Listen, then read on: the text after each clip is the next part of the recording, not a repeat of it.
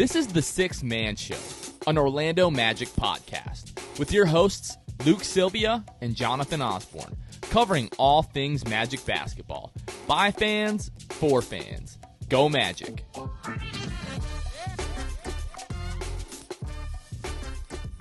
What's going on, Orlando Magic fans? You guys are back with the Six Man Show. Today is March 3rd, 2022. Jonathan Osborne here. As always, my co-host Luke Sylvia. Luke, what's going on, bro? How are you? I'm good, man. Despite the loss that we're all coming off of, Interesting. I'm good because I got to see Fake fan. Because I got to see the GOATs return on Monday In person, and now I am back in Nebraska, and it's cold. So, what was the energy like in the building on Monday? it was good. It was like. So it was great when Kel came in. It was awesome, and then obviously Mose takes that timeout, essentially when I know Carlisle, calls a timeout when Kel goes to check in at the table, jerk move, and then that timeout happens. Mosley throws out everybody but Cole on the court there, puts out 5 guys that he had in before, lets them foul, all that kind of stuff. Then Kel gets his appropriate applause, and I was proud. To say the least. I was proud that everybody noticed what was going on, because there's a lot of casuals that go to those games, and I'm sure there's a lot of people who didn't know Markelle Fultz was making a return. They didn't even know who Markelle Fultz was, whatever it might be. But no, I mean, it was good. It was a really good energy. That's good to hear. It was really just an exciting day. I was excited all day on Monday, waiting for Markelle to make his return, and Markelle was great. Obviously, we're going to talk about Monday's game in a little bit, just because we're recording this Wednesday night right after the Magic's overtime loss to the Pacers. And obviously, we're all kind of upset. You guys are listening to this Thursday morning. You're probably still upset or salty, or you might be still celebrating this loss, depending on who you are. If you're rooting for lottery odds and the extra ping pong balls, then you are hyped about this loss this morning. I don't totally understand that kind of line of thinking, but at the end of the day, I'm trying to accept that we all want a championship, and we just have different ways of getting there, Luke. But before we talk about these games, we do have a couple of housekeeping items. Up first, we like to shout out our patrons. So our patrons are those of you who listen and help financially support the show through our Patreon at patreon.com/the Six Man Show. We have 3 separate tiers ranging from $2 to $10 a month, where you can help financially support the show, running the podcast, equipment, all these kinds of things. Not free for us, so it goes a long way in helping us do what we do and bring you guys shows every week. And we shout out our patrons every week, which we will do now. Shout out Court Cousins, Drew Gooden, Armin, Keith Garcia, Zico, Carson Tulo, Nathan Lynn, Ellis, Jonathan Borges, Norm L, Magic Player History, Julio, Bailey, Matt Lyman, Eric Segovia, and Gabe Gaines. Thank you guys so much. We really, really, really do appreciate you guys. And then, guys, this Friday we are putting together a watch party as the Magic will be traveling to Toronto to take on the Raptors from the game that was canceled earlier this year due to COVID. It's been rescheduled. The Magic, again, Friday night, March 4th at 7:30 will be taking on the Toronto Raptors.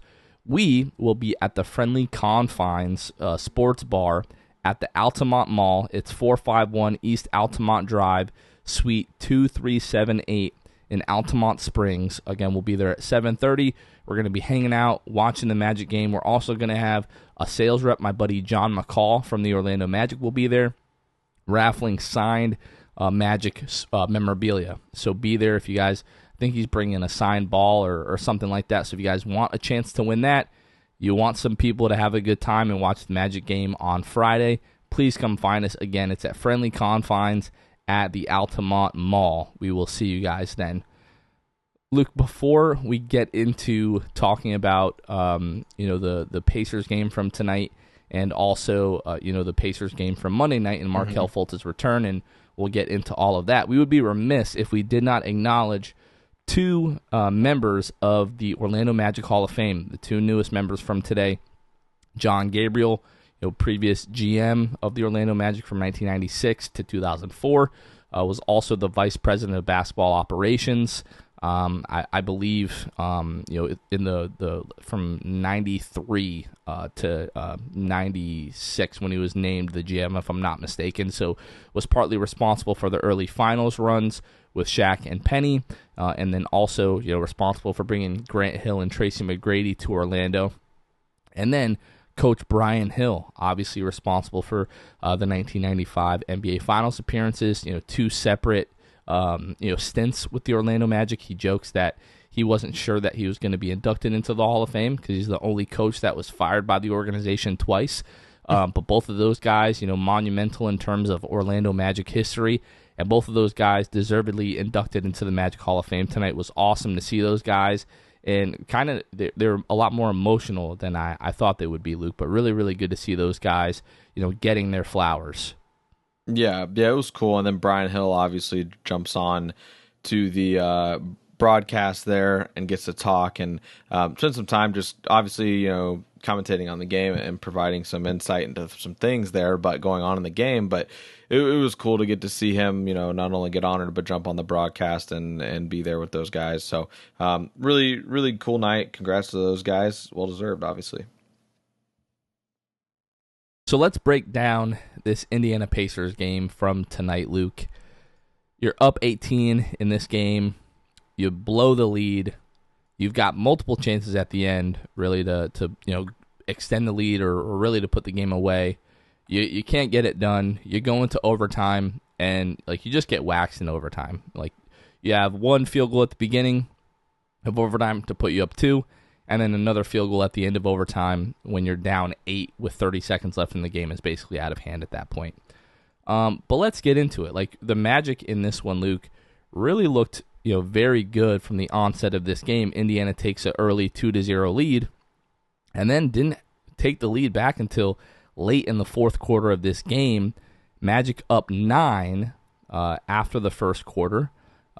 Ended up going into halftime up 62-58, and then really in the third quarter, really extended their lead. Again, they were up 18 in this game in the third quarter.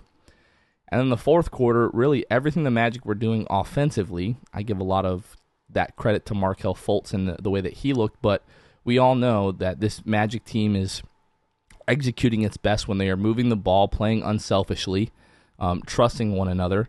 And we started to see less and less of that in the fourth quarter, especially as Indiana started to come back.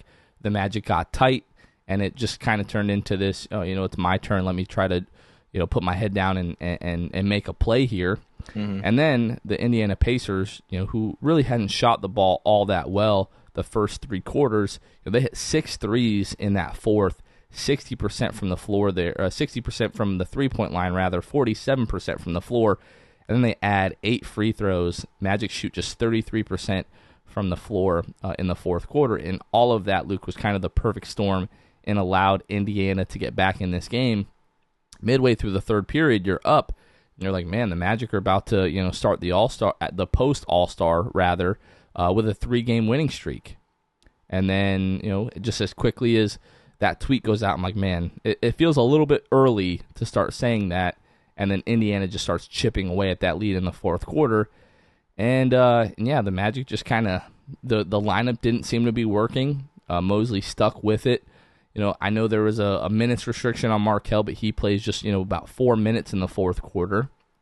And I really think that lineup, Franz, Wendell, Mo Bamba, Cole Anthony, Jalen Suggs, something wasn't working there in the fourth quarter. And, we didn't really see much adjustment out of Mosley, rather than to throw Admiral Schofield out there at some point in the fourth. Mm-hmm. And I think the explanation that we got post-game, Luke, was that he was trying to, see some different lineups out there, which the Franz, Wendell, Mo, Cole Anthony, Jalen lineup is the lineup that we've seen all season. So rather than throwing Admiral Schofield out there for a bit, I don't know what you're talking about, trying to see some different lineups. What did you think about this game, Luke? First off, I'll add that Schofield played 5 minutes and was a minus 12. That's hard to do. That genuinely, It's hard to. That's like me and you. That's what the Magic would be if they threw us out there, and with Admiral Schofield essentially in that same scenario, play 5 minutes, And you're going to be minus 12. four of those minutes came in the fourth, so it was like he was minus 10 in the fourth quarter. Right. The few minutes that he was out there was just a disaster. It stinks because you want Markelle to be able to play like upwards of 20 plus minutes. So it's tough to sit there and know that like Markelle's on the bench and like could he afford to play a few extra minutes, play those maybe 5 minutes, that Schofield soaked up, whatever it might have been. Yeah, he probably could have done it, but the team's being very cautious for one reason or another. They're being cautious because they don't want Fultz to get hurt, yes, but and kind of strain, but also I think that this front office obviously still doesn't mind when there's a loss. So it's so frustrating just to see Markelle on the bench when you know what he could do. 5 of 6 from the field tonight, 11 points, 2 assists, 3 rebounds. He's a stud, man. He's a stud. He had, would like to see him kind of lower that turnovers. I think he had like 3 or 4 tonight. So, but yeah, that was it was frustrating to watch the Magic just collapse a game that they really had in the bag for what felt like the entirety of the game. Well, I wanted to just kind of go through the last couple of minutes of overtime. You can question Mosley's, decisions in terms of the lineup. Like, obviously, it's a very easy excuse to say, hey, Markelle is just coming off an ACL, and it's a fair excuse. Kevin and I were kind of going back and forth before we started recording here, and I was like, Markelle definitely could have played, even like the last 3 minutes of regulation. I think if Markelle plays the last 3 minutes of regulation, he ends the night at 18 minutes, which, before Monday night's game, Mosley said he's going to play 15 to 20 minutes, which obviously, there's some kind of minutes restriction on him, but 18, you get out of there with the W. You got a couple of days until they play again on Friday. We know he's either not going to play Friday or Saturday. He won't play both games in the back-to-back. At least that's what I'm assuming. Mm-hmm. And I just feel like you throw Markelle out there for a few minutes. Just like, I know we're, 63 games into the regular season now, and this five-man lineup has played a lot of the, close, clutch minutes for this team this season. But they still, when things are going wrong, it doesn't seem like they have a guy that they can give the ball to that's going to be like a calming presence. I would say throughout the course of the game, it's either like Franz or Wendell, but Wendell operates with the ball in his hands at like the top of the key. It's not like Vucevic, who you threw the ball to, on the block, and he would hit like that, jump hook over the left shoulder, and then everyone's like, oh, okay, we're good. Mm-hmm. Like, you give the ball to Wendell, like in the high pick and roll, or if he's in the dunker spot, but it's harder to do that in crunch time, just as the defense kind of tightens up and they know what the team's going to try to get to. And then for whatever reason, this team just, I don't know if it's Franz not being assertive enough, or Cole and Jalen just kind of looking guys off, but this team just tends to not go to Franz like in the clutch. Yeah, and I feel like that's a really big mistake. Yeah. But what we're going to touch on now is just like, this was, in my opinion, one of the moments that really helps you lose this game. So with a minute 59 seconds left in regulation, you're up 2. Bamba gets switched on to Brogdon. And Brogdon's like, all right, this is barbecue chicken. Drives on Bamba. Bamba, gets his arm on Brogdon's left shoulder. Brogdon, looks like he's going up for the shot attempt. The foul is called. Clear, obvious foul right in front of the Magic bench, right in front of Jamal Mosley, but he looks down the bench and decides that they're going to challenge this with only 2 timeouts remaining. As soon as you see the replay, you're like, this is the easiest call they're going to make all night. Did Bamba look at him and tell him to do that? Did we see that at all? I don't remember when it happened, if he like looked at Mosley or if there's any communication. I honestly didn't see it, but I would be interested to know if Bamba was like part of that. Like, Mosley's going to trust his guys. If Mo did that, like if Bamba did that, that's criminal. But because Bamba is not the kind of guy that I'm just going to take his word with 2 minutes left in a close game and I'm trying to get a win. Like, it's not he's not LeBron James. He's not Giannis. Well, regardless, like you trust your well, guys. we'll talk right? after the game. If I'm wrong, whatever. But Yeah, I don't know. I mean, like in desperation, there, Mo's saying like if he was the case, I mean, he very well could have not, and then Mosley was like, I'm just going to use it. It was. I mean, Brogdon's been doing this all night. Like Markelle, who is a good defender, Brogdon is fast, and tonight Brogdon was like people. almost like foul merchant ish, like was clearly looking for it. Mm-hmm. Yeah, but point being, like he was blown by guys tonight. So the fact that like he blew by Bamba, and Bamba just had to foul essentially, or felt like he did because he couldn't move his feet to stay up with him. That's not like it's unbelievable. So like the foul, the fact of it happening, it was ridiculous to see that got challenged. I don't know, man. That was one of the more frustrating parts. Yeah, I'm going back and I'm looking at it now. I'm just kind of going through my replay of the game. I'm about to watch the play right now. Yeah, Bamba is getting switched on to Brogdon. Healed passes to Bamba. Brogdon drives. Mo fouls. And Mo does not look over to the bench and signal for any type of review. So Mosley is just like reaching for anything at this point. Yeah, I don't know if it came from Mosley or if it came from an assistant. Whoever it was, it was a grave mistake. Can you tell the people again what was the point differential and like what was the scenario? The Magic were up 2. The Magic were up 2. It's 1:59 left. Brogdon gets fouled. He's going to go to the line. Make both of those free throws. Yeah. Right. So the issue is then with 17.3 seconds left, you're up 1. Franz is guarding Brogdon. He pokes the ball loose. It hits off of Brogdon's hand, and it goes out of bounds. The refs call it out on the Magic, and now you don't have that challenge. Now, last season before they changed the rules, this would have been a scenario where the refs go and review it automatically, and it's the Magic's ball. But they changed the rule the last 2 minutes. The refs cannot make that review. It has to come from a challenge. And as we just talked about, the Magic burned it and wasted it, so you didn't have that challenge. So 17.3 seconds left. Now the Magic are forced to foul rather than having the ball going the other way. And then the Pacers at that point, the Pacers at that point are probably forced to foul. And now you're up 3 with 14 seconds left, and it's a different ball game. But they foul. Luckily, Brogdon makes the first, misses the second. Cole gets the rebound, runs the other way with it. My voice is going crazy here. Cole goes the other way with it, doesn't look at anybody, goes up for the layup, misses it. Mo miraculously comes up with the rebound, tips it in. Now it's a tie game with 5.8 seconds left. Brogdon misses the layup at the other end, and then we go to overtime. As I mentioned earlier, Jalen starts with a layup with like 4:19 to go in overtime, and the Magic don't score again until Jalen hits another layup down 8 with 32.3 seconds left, and the game is over.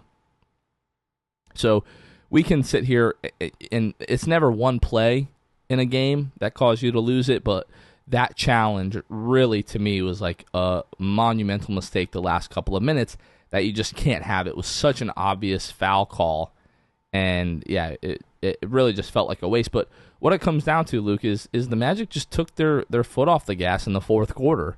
The personnel and the coaching staff. I don't know if it's who should have been in the game. If you want to sub out, if you want to sub in, Terrence or Gary Harris or Chuma Okeke. Cole Anthony was not good in this game. He was not good in the fourth quarter. He was not good in overtime. He was, I don't want to say the word detrimental, but he was bad, and it hurt the Magic tonight. When Cole Anthony is actively looking for his shots the way that he always is, because that's his mentality, when he does not have an efficient game, it's just going to hurt the Magic. And tonight, 4 of 13 from the floor, 0 of 4 from 3, 3 of 3 from the free throw line, only 2 rebounds and 4 assists. So when he's not scoring, his secondary strength is his rebounding. We didn't even have that tonight. Yeah, I think that I think something happened with Gary Harris because he played 10 minutes tonight. I just don't think there's any excuse for like. I think we know what happened with Gary Harris. What and happened? It rhymes with Frank. The Tank. Oh, okay. I Yeah, gotcha. Okay, yeah. all right. What did you think that I meant? I had no idea what you meant, to be honest I'm with not going you. to I say was the like, what W is? word. This is I a was like, what family is this? show. I was like, what does this guy know that I don't? And then he started What is right. he insinuating? Yeah, I had no idea. This is a family show. We no, we're not going there. Okay. Um, but yeah, so 10 minutes for old Gare Bear, and just unfortunate. Care Bear. How about Dell playing 41 minutes? The guy that plays 29 minutes a game usually. Franz plays 36. Cole plays 38. And then the bench plays Yeah. like 19 for Chuma, 5 for Schofield, 17 Hampton, 16 Ross. I mean, the starters played heavy minutes tonight, and it kind of mirrored like Halliburton, Brogdon, and Heald. Heald played 44 of the 48 minutes and was kind of dog water, to be honest with you. I was gonna say I've not been impressed with Buddy Heald on the Pacers. Okay, so there was a guy tonight, and if you listen to the show, shout out to you, but this was terrible to hear all Monday night. Every time Buddy Hield scored the other night, he had a better game the other night, obviously. He was like, he's tough. He's tough. And I was like, I just, when I think of Buddy Hield, I'm not like, he's tough. he's all right. You want to know what I think of Buddy Heald? Oh, this is going to get disrespectful. And in the morning, I'm making waffles. That's what I think when I see Buddy Hield, bro. Look, Bro, if y'all don't get that reference, I'm not going any deeper than that. But this might be the most disrespectful moment in the history of the 6-man show. I knew it was gonna be disrespectful. I didn't expect that though. Oh, Yeah. bravo! This is second to you saying Gary Harris would miss throwing me in a trash can. Hey, at the time he would have. All Yeah. right. Today he'd sink you. All right. He'd shoot 100% today, but back then that boy was not shooting 100%. Yeah. But yeah. Oh, sorry, I have Buddy Hield. one That more. was mean. I don't condone That was kind of mean, violence. buddy. Come on the show. No, don't. I have a working theory. Okay, and it has to do Oh, with I'm all ears. Yeah. So it's a Markelle Fultz working theory, right, on this minute restriction. So he obviously plays like 14 and some change tonight, right? You were talking about, he plays 14, almost 15. Couldn't have like spared a couple minutes here and there. I mean, you said 15 to 20. Some people would say put him in for OT or like put him in the final, like whatever you need to do. My thought process is, Jonathan, that maybe besides the tank, the tank bug that also got Gary Harris probably tonight. My thinking is that if you throw Markelle in there and he plays all of OT and you guys are tied, then Mosley's like in a bad spot and he's got to take Fultz out. Like, let's say Fultz goes crazy in overtime is the only reason the Magic stay in it, and then he's out all of a sudden at 20 minutes. And it's like, that kind of sucks to go into double OT with Fultz not being able to play because you got him on a 20-minute cap. You know what I mean? Well, my thing is, like, you said 15 to 20. If you're going for a W and he's only at 15, like, you already said 15 to 20, so people aren't looking at you weird if he plays 18 minutes. Now, he gets to 18 minutes, and now you're tied going into overtime. That's when you're like, look, we try to go for the W, but, we're really being careful with his, with his rehab and everything, and we just couldn't right now justify him, maybe in another couple of weeks, if, this was a different game, a few weeks from now, then maybe. But we all like, the Magic are not slick, okay? People around the league might be like, what's going on with the Magic? Magic fans, the real ones, the people that listen to this show, they know. Mm-hmm. Okay? We know. The jig is up, as they say. And, yeah. I think we've talked enough about this Indiana game. I do want to talk about Monday's Indiana game, really for just a couple of minutes, because it was thoroughly one of the most fun Magic games of the entire season, in large part due to the return of Markelle Fultz, but the Magic also thoroughly spanked up on the Pacers. Like, this, to me, the game never really felt like it was in question, the result. Like, the entire game, I felt like we were going to win the game. And, the Magic shoot 46% from the floor.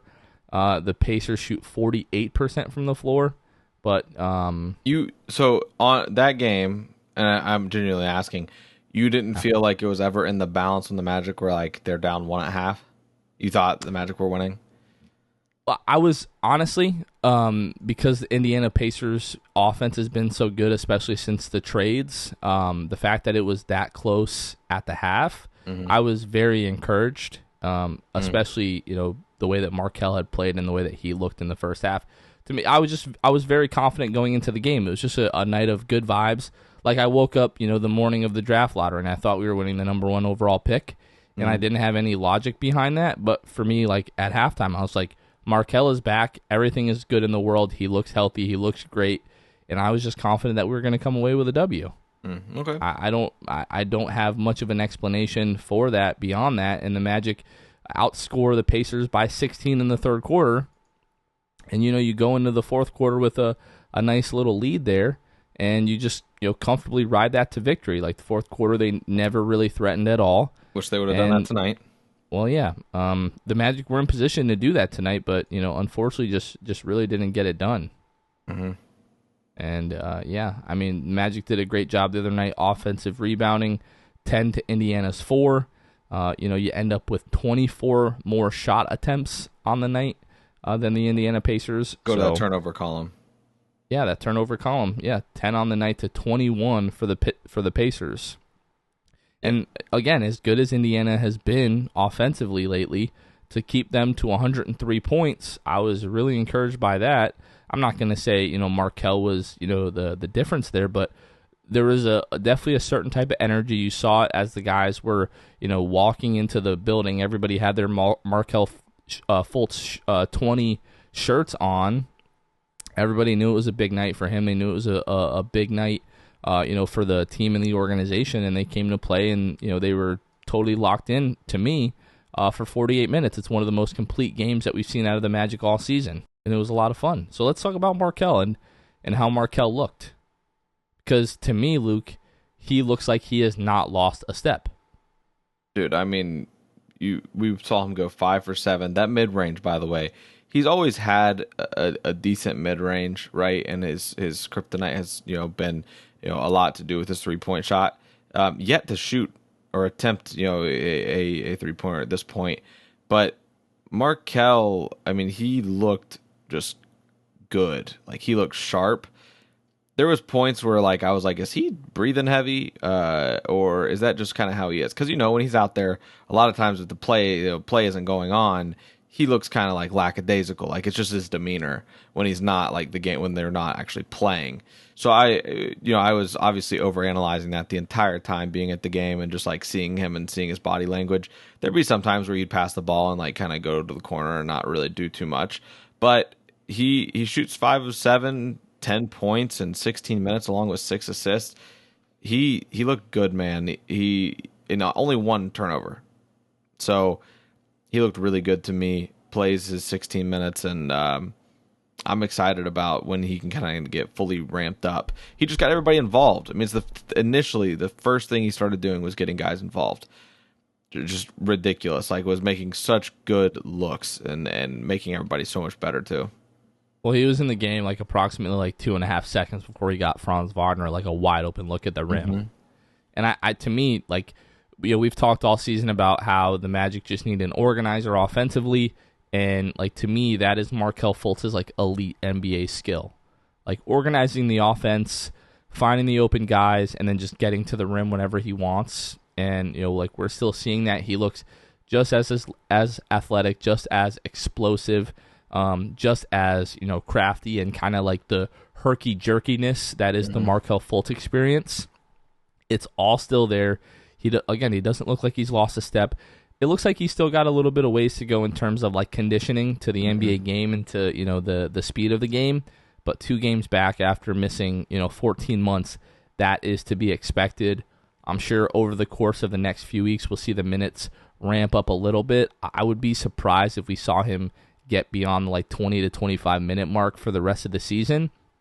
But so far, Luke, through 2 games, he's averaging 15.4 minutes, 10.5 points, 76.9 from the floor.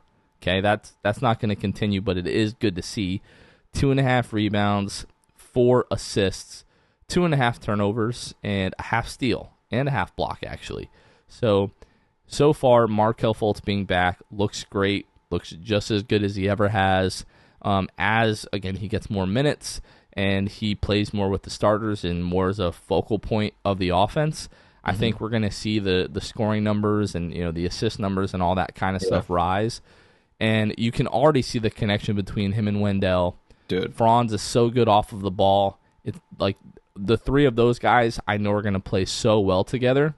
Yep. It's some of the other ancillary pieces in the starting lineup that I'm not sure about. Like, is he going to be playing with Franz, Wendell, and Cole and Jalen, or Cole and Chuma, or whoever else it's going to be? And I think that's kind of where we can take the conversation next. Is I talked to Kevin about this, but do you think Markelle gets plugged into the starting lineup at any point this season?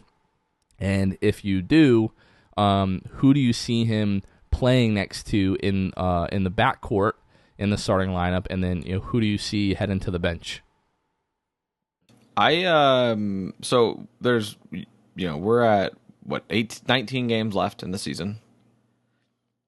Is it 18 now? I think tonight was 19, wasn't it? Maybe. It might be at 18 now. It doesn't matter. So I'm sorry. Point being, I think that if he does, I'd say that he starts with like 5 to 8 games left in the season. I just don't know, like with his minute restriction. It really depends a lot on that. Once he's back to like 25 to 30 minutes, if he gets to that point, I could say that's when he would start. I think it just really hinges on that. If he were to start, I think Cole still starts. I think that Cole's getting minutes. I mean, despite his kind of drop off in play, I think Cole starts. I would love to see it be Cole that goes to the bench and Suggs, just because like maybe Cole can provide that spark off the bench for you despite his poor shooting and efficiencies. But with them, man, it's like Suggs and Markelle. You got right there, 2 guys who are not too much of a threat from 3. One hasn't even attempted one yet, and like the whatever it's been 30 minutes, whatever it was that Kel's played so far. So I don't know. I would be kind of worried about that, but I'm really not sure. It'll be interesting to see, but I just don't know that Kel really gets that chance at a starting lineup spot this year, just because of his minute restriction. I would say the reason that we don't see Markelle in the starting lineup this season is because by the time that he's ready to start, like you said, it's probably going to be a few weeks until he's ready to ramp up the minutes to that point. The team doesn't want to win games. Yeah. Especially as you get to the last 7 or 8 games in the season, and you start looking at the schedule. You've got Toronto, New York, Cleveland, Charlotte, Miami. Last few games there, a lot of those teams are going to be fighting for playoff position, and you're like, well, might as well lose anyways, kind of thing. But yeah, I just feel like if it doesn't really do the Magic a ton of good at this point to start Markelle. Again, they're not incredibly focused on winning. It's never been the goal of this season. It's always been development. You're getting Markelle back. You're getting him on the floor. You're getting him reps. Even though he's back, this is kind of the final part of the rehab, is like ramping up the minutes and seeing how he responds to that. And then the end of the rehab is when you're like, okay, no minutes restriction, you're totally fine, you're good to go, blah, blah, blah. So, like, just get him through the rest of the season healthy. And, he's back. He's playing with the team. It's a win for everybody. You really don't need to push it a step further by starting him. Because, again, the goal is not to win games. They have made that incredibly apparent.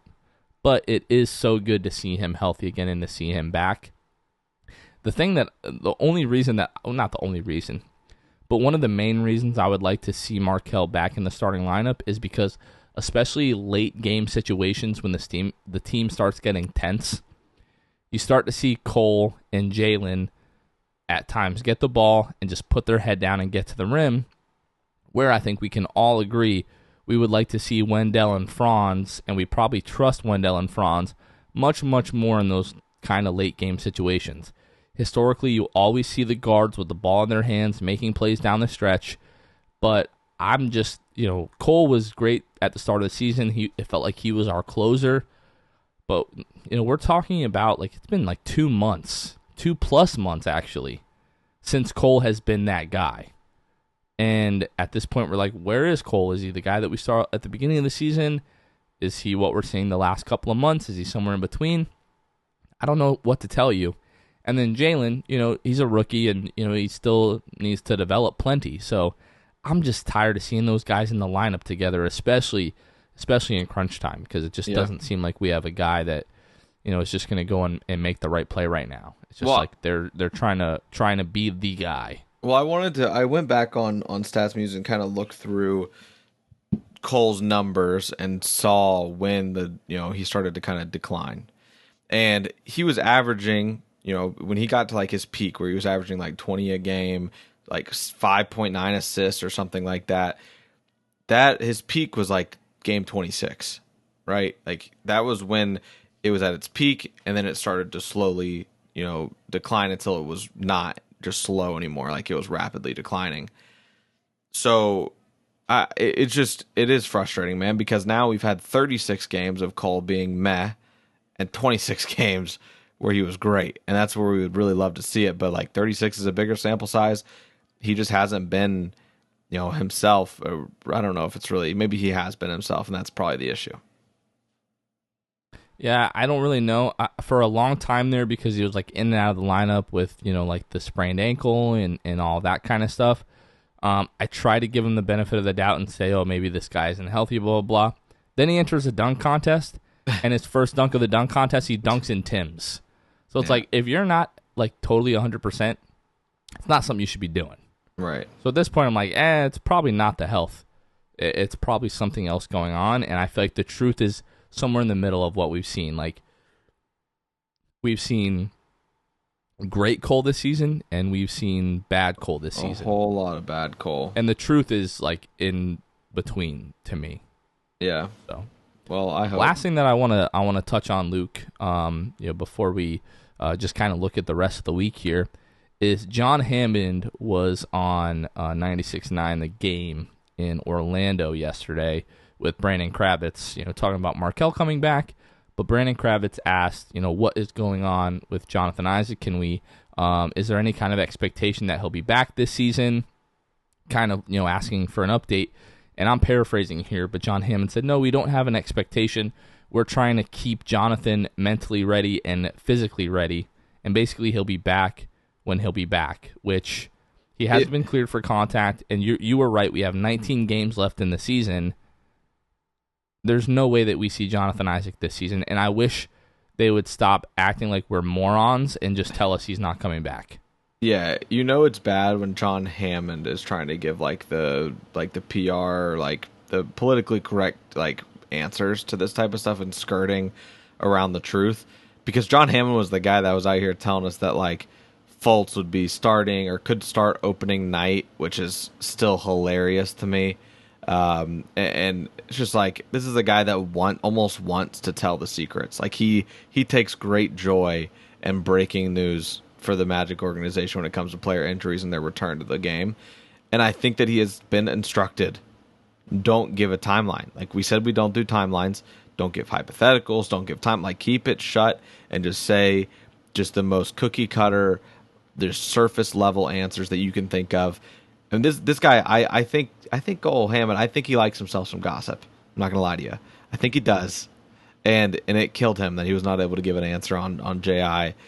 I'm sure he wanted to maybe even say he's not coming back, but he's been instructed, don't tell them anything. To me, I just find it stupid. I find it dumb, and kind of insulting. You guys, you don't think that we're able to put it together at this point that he's not coming back? Right. You told us that Markelle Fultz might be ready for opening night, and then all of a sudden, sorry, I wasn't really trying to do a John Hammond impression there, although he does have kind of a animated tone when he speaks, but Markelle was clear for contact in November and started to practice with the team. and now we just see him at the end of February.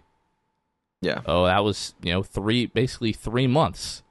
And now you're telling us that there's 19 games left. There's like a little over 5 weeks left. And Jonathan Isaac hasn't been cleared for contact. He's not practicing with the team. And you can't just come out and say, hey, guys, Jonathan's not going to be back this season. Mm-hmm. That's all we want.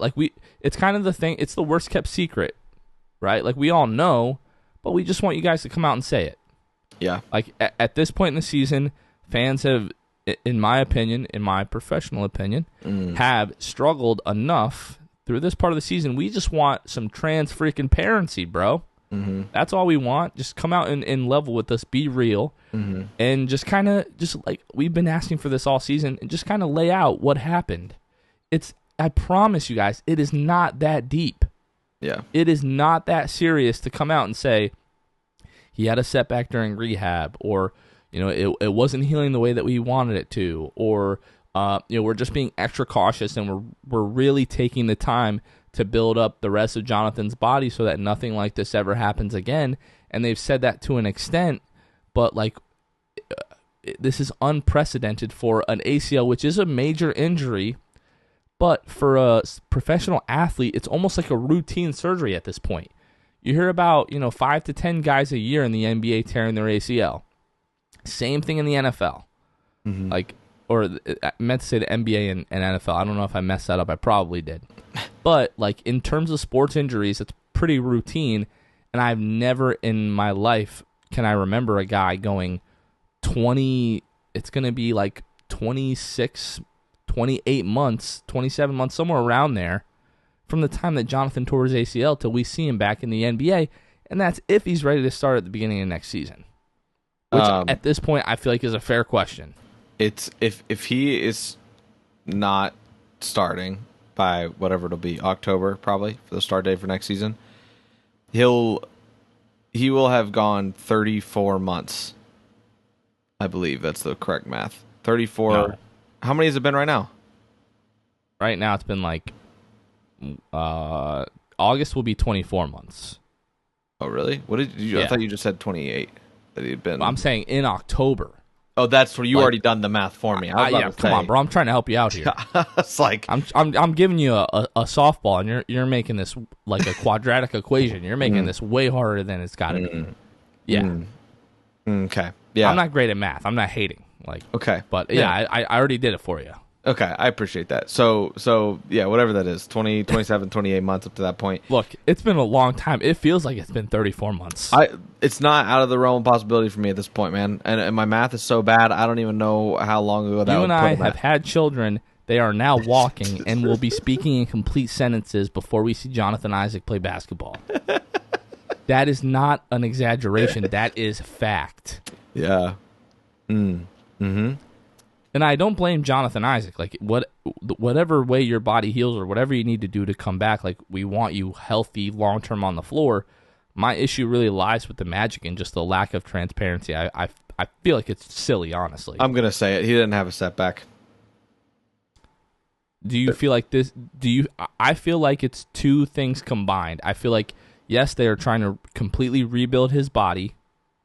And I also feel like they know if they are playing Markelle Fultz and Jonathan Isaac together healthy, this team could rip off 13 or 14 of the last 21 games. Yeah. Might not be the most likely scenario, but it's a possibility. Right. And they're like, we're not even going to entertain that. I think I'll be more mad if J.I. comes back with 10 games left. That'll be ridiculous. You have to throw it away. Like you have to bite the bullet and be like, I mean, I'm sure that's the point, right? I think that's been their point all along. It's just we're going to hold them out and just not tell anybody and whatever. It would be, to me, let's say fan appreciation night, the last home game of the season against the Miami Heat. Tonight in the starting lineup, Jonathan Isaac. That is just the biggest middle finger in the world to the fan base. No minute restriction. Yeah. He comes out and drops 50, looks like Wilt freaking Chamberlain. Could you believe that? I would. Man. They've been holding him back because they know he's just the next greatest player of all time. Yep. I would just be in the stands screaming at John and Jeff, "Are you kidding me? Are you kidding?" Yeah, that's not going to happen. Wishful thinking, but that would truly be wild. Truly be wild. This is what this season has come to. All right, Luke. 2 games left this week. Friday, Saturday, back-to-back at Toronto, at Memphis. I think we go 0-2 to finish the week here, and we finish the week 1-3. Yeah, no, I'm agree with you. I'm not gonna overthink this. Yeah. All right, Luke. Anything else before we go ahead and sign off here? Nah. No. Good. Okay, guys. Just to remind you, this Friday when the Magic take on the Raptors at 7:30, we'll be at the Altamont Springs Friendly Confines over there at the Altamont Springs Mall or Altamont Mall, whatever you guys call it. And some of you were roasting me for calling it Altamonte. How do you spell Monte Carlo? Monty, right? Give me a freaking break. You all know I don't live in Orlando. Cut a guy a break. Give me some slack. And we'll have a member from the Orlando Magic sales team there with some autographed memorabilia. So come out. And if you made fun of me for saying Altamonte last week, you were ineligible for the raffle. So don't bother coming out. Totally kidding. Hope you guys come out and hang out. It's going to be a fun time, win, lose, whatever the case may be. But come and hang out. Again, that is at Friendly Confines at the Altamont Mall. And we will see you guys then. But for Luke Sylvia, this has been Jonathan Osborne. You guys are listening to The Sixth Man Show. And we will catch you guys next time. See ya. Thanks for listening to The Sixth Man Show. Be sure to subscribe on iTunes, Spotify, Google Play, and Stitcher to get new episodes downloaded directly to your phone. Please take a minute to give us a 5-star rating and a review. It would really help us out a lot. Follow us on Twitter and Instagram at Sixth Man Show and like us on Facebook. We'll catch you guys next time. Go Magic.